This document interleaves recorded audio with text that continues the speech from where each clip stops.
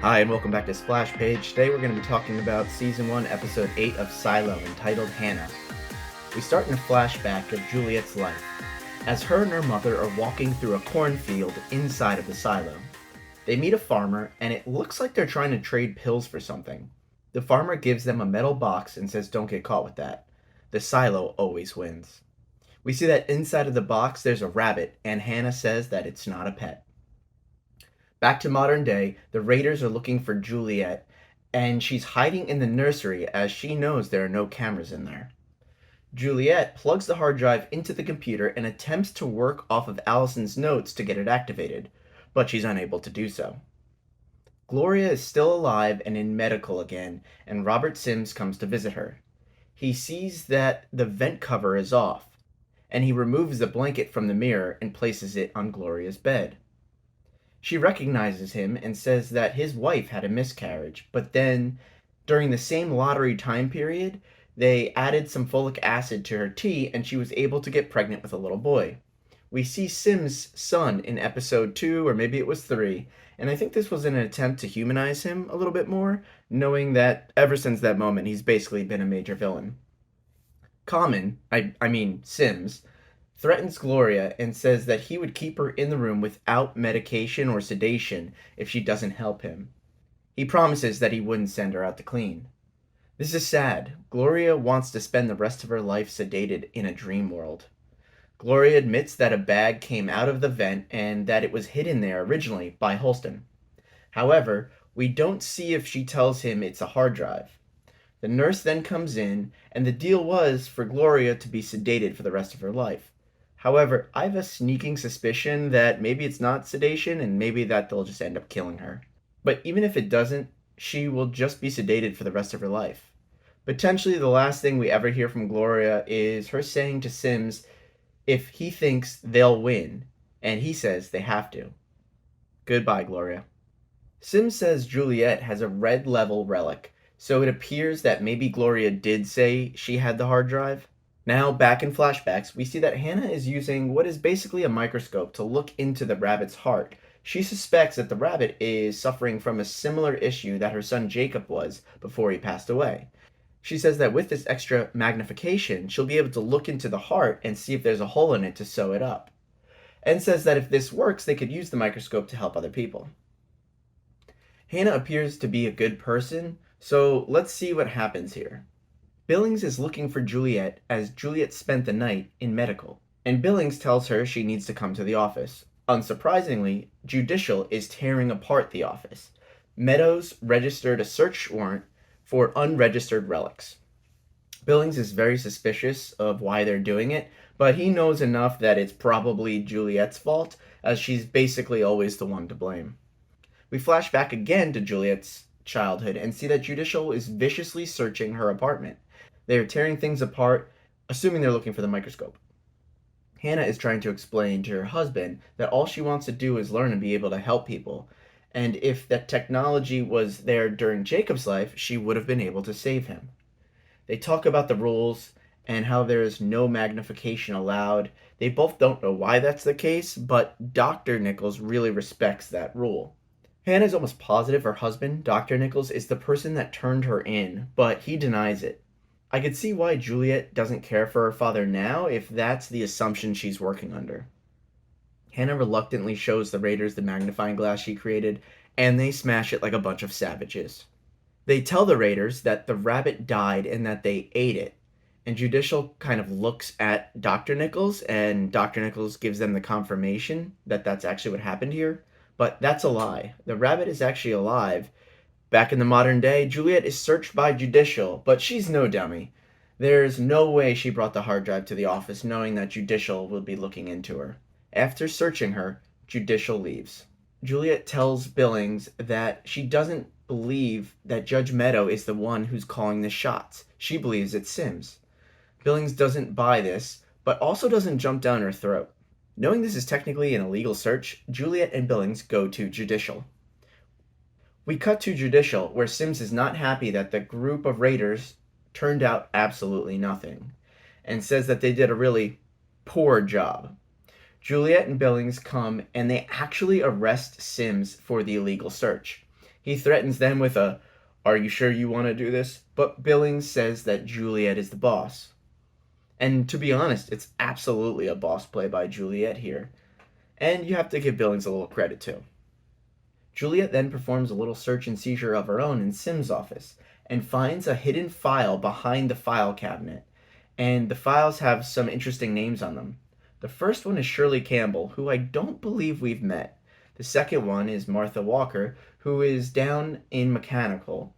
And finally, Juliet's mother, Hanna Nichols.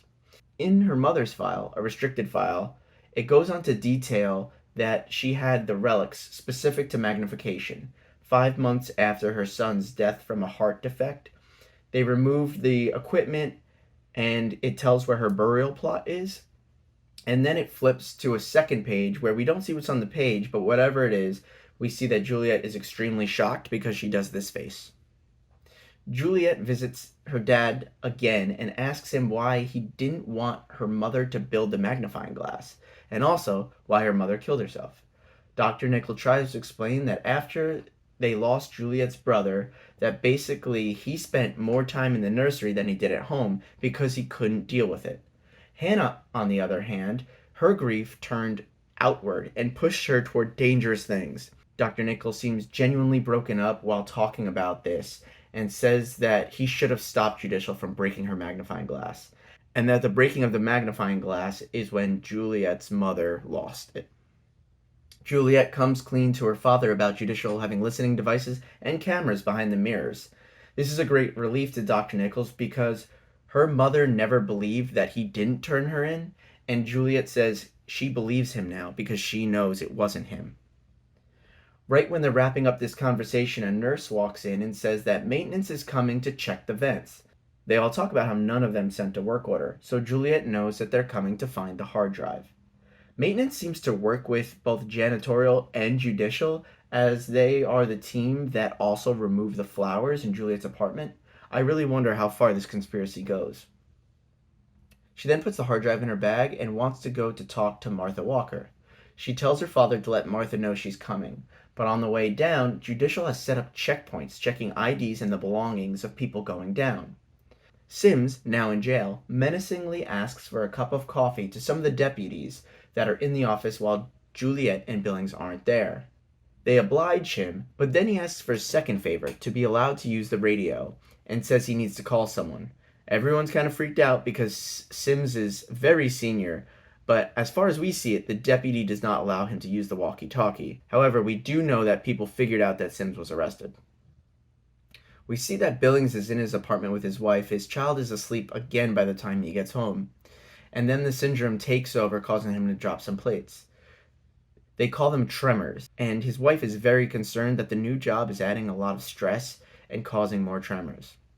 We then cut down to Martha Walker, who is at the bottom of the silo, and she sees a message saying, "From medical, runaway headed to you, urgent, ETA 6 p.m., and it's from Dr. Peter Nichols." Martha looks at the clock, and it's 7:05, so it appears that Juliet might not make it, which obviously stresses Martha out quite a bit. From earlier episodes, we learned that Martha hasn't left her little workshop in something like 20 years, but knowing that Juliet might be in trouble, she almost does. Right as she's about to step over the threshold, one of Juliet's old coworkers, Shirley, happens to walk by and says that she hasn't seen Jules. Martha then goes back into her workshop. Lucas is in the cafeteria drawing stars again. We see his full name is Lucas Kyle, and a porter hands him a note. The note says, "Might have answers to W and more. Talk now at 6:13?" The W we know is the constellation Cassiopeia, so we know this note came from Jules. Lucas then knocks on door 613, and Juliet is obviously there. She says they have about 5 minutes until judicial raiders come and break down the door. She has covered the mirror and shows Lucas the hard drive.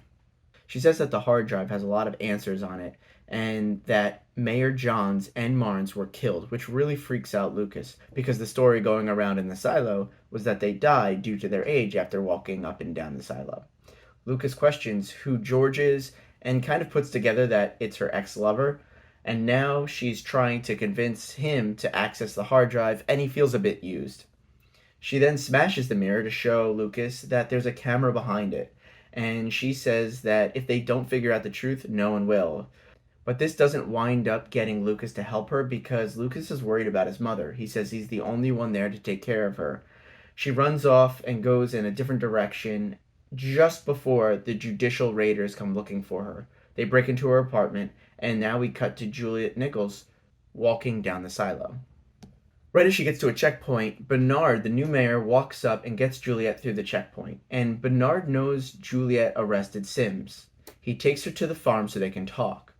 He says that this is as alone as you can get in a silo. Although we do know that the farmer was caught after trading the rabbit for some pills while standing there.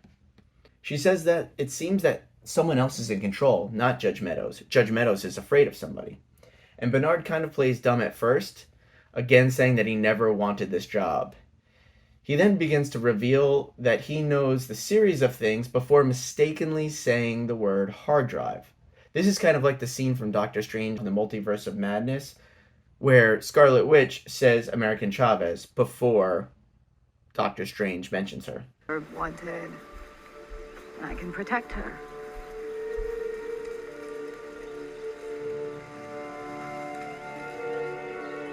You never told me her name, did you? No, I didn't. Sims comes out from behind her. Not surprisingly, they've been working together. Bernard was very obviously the big bad. Please see my previous video about episode 7. And I'm hoping that there's even more above him, which I suspect there will be. Otherwise, how would we expect to get a season 2 of this? They then say that Juliet said she wants to go outside, which we know is a death sentence. Bernard says the founders knew someone would have to make hard decisions to keep our silo alive. A person that possesses the knowledge, the intelligence, the information about everything that happens here. Lucky me. He continues to say, the needs of the many require the sacrifices of the few. Juliet is kind of in shock about all of this, and Bernard then says that Juliet is the greatest risk to the silo in the last 140 years. 140 years ago was when the last rebellion took place. She then runs off as the raiders chase her and eventually capture her. We then go to a flashback, and we are at Juliet's mother's funeral. They say that she died of a heart attack, but no one showed up for her funeral, and Juliet calls them all cowards. In fact, she even calls her mother a coward for committing suicide.